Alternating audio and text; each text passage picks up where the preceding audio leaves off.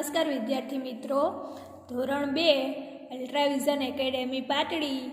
આજે આપણે ધોરણ 2માં વિષય ગુજરાતીમાં આગળ આપણે ફૂલો વિશે શીખી ગયા. આજે આપણે વિવિધ રમતો વિશે શીખવાનું છે. તો અહીંયા તમને જે સ્વાપોથીમાં બતાવવામાં આવે તે તમારે જોવાનું છે, બરાબર છે.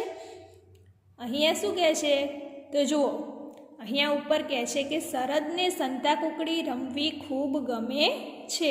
તેણે સંતાકુકડી વિશે લખ્યું છે. તે પ્રમાણે તમને ગમતી રમત વિશે ખાલી જગ્યા પૂરવાની છે. અહીંયા શરદે સંતાકુકડી વિશે લખ્યું છે. અહીંયા જે નીચે ખાલી જગ્યા આપી છે એમાં તમને જે રમત ગમે છે એના વિશે લખવાનું છે. તો અહીંયા જુઓ, સંતાકુકડીનું ચિત્ર આપેલું છે. તમે સંતાકુકડી તો બધા ઘરે રમતા જ હશો. તો શું કહે છે જુઓ કે મારું નામ શરદ છે.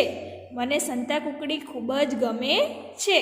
અમે 6 ભાઈબંધો આ રમત રમીએ છીએ. શું કહે છે કે મારું નામ શરદ છે અને મને સંતાકુકડી ખૂબ જ ગમે છે.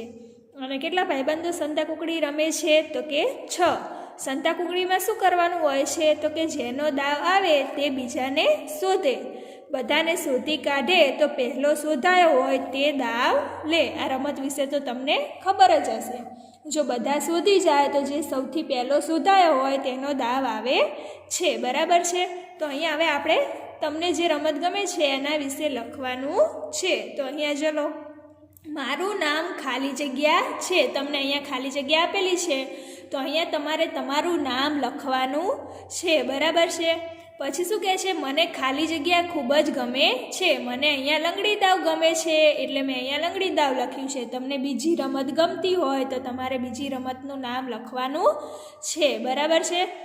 અમે ખાલી જગ્યા ભાઈબંધો આ રમત રમીએ છીએ. તો કેટલા ભાઈબંધો રમીએ છીએ? અમે 5 રમીએ છીએ એટલે મેં અહીંયા 5 લખ્યા છે. તો તમે અહીંયા જેટલા ભાઈબંધો રમતા હોય એટલા ભાઈબંધોના નામ તમારે અહીંયા લખવાના છે. ચલો, લંગડી દાવમાં શું કરવાનું હોય છે તો કે જેનો દાવ આવે તે લંગડી લઈને બીજાને અડવા જવાનું હોય છે. જેનો દાવ આવે તે લંગડી લઈને બીજાને અડવા જાય છે. અને જે આઉટ થાય તે પછી એના પર દાવ આવે છે, બરાબર છે. ત્યાર પછી હવે આગળ શું કહે છે કે જુઓ, નીચે આપેલી રમતની સૂચનાઓને યોગ્ય ચિત્ર સાથે આપણે જોડવાનું છે. અહીંયા જુઓ, ચિત્ર આપેલા છે અને અહીંયા લખીને આપ્યું છે. યોગ્ય ચિત્ર સાથે આપણે આ સૂચનાઓને જોડવાની છે. ચલો, અહીંયા શું કહે છે, પહેલાં જુઓ, મિત્રના ખભે હાથ મૂકીને દોડો. તો મિત્રના ખભે હાથ મૂકીને દોડો એવું ચિત્ર ક્યાં છે તો કે આ ચિત્રમાં તે તેના મિત્રના ખભે હાથ મૂકીને દોડે છે. તો આ બંનેને આપણે અહીંયા જોડવાનું છે, બરાબર છે. ત્યાર પછી શું કહે છે કે હાથ હલાવ્યા વગર દોડો. તો હાથ હલાવ્યા વગર કોણ દોડે છે તો આ દોડે છે. તો આપણે એને આ બીજા નંબરની સૂચના સાથે આપણે જોડવાનું છે, બરાબર છે. ત્યાર પછી શું કહે છે કે દેડકાની જેમ દોડો. તો દેડકાની જેમ કોણ દોડે છે તો આ દોડે છે. તો આપણે એને અહીંયા આ ચિત્ર સાથે જોડીશું, બરાબર છે. ત્યાર પછી શું કહે છે, લંગડી લઈને દોડો. તો આ છોકરી લંગડી લઈને દોડે છે ને, તો આપણે એને આ સૂચના સાથે જોડીશું. તો હા, તમને હવે આવડે છે, બરાબર છે. ત્યાર પછી શું કહે છે કે ચિત્રમાં દર્શાવેલ ક્રમ તેને લાગુ પડતી સૂચનામાં લખો. અહીંયા ચિત્ર આપેલા છે, અહીંયા સૂચના આપેલી છે. ચિત્રમાં જે ક્રમ આપેલા છે એ લાગુ પડતી સૂચના સાથે આપણે જોડવાના છે. અહીંયા શું કહે છે, પગમાં કોથળો પહેરીને દોડો. તો કયા નંબરની સૂચનામાં પગમાં કોથળો પહેરીને દોડે છે? તો આ પગમાં કોથળો પહેરીને દોડે છે ને, તો અહીંયા કેટલા લખેલા છે? 2 લખેલા છે. તો આપણે આ બોક્સમાં શું લખીશું? 2, બરાબર છે. પછી શું કહે છે, મોંમાં ચમચીમાં લીંબુ રાખી લીંબુ સાથે દોડો.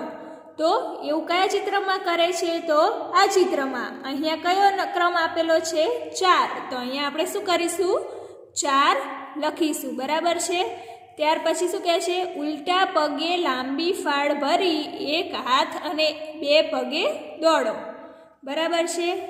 લાંબી ફાળ ભરવાની છે અને પછી શું કરવાનું છે?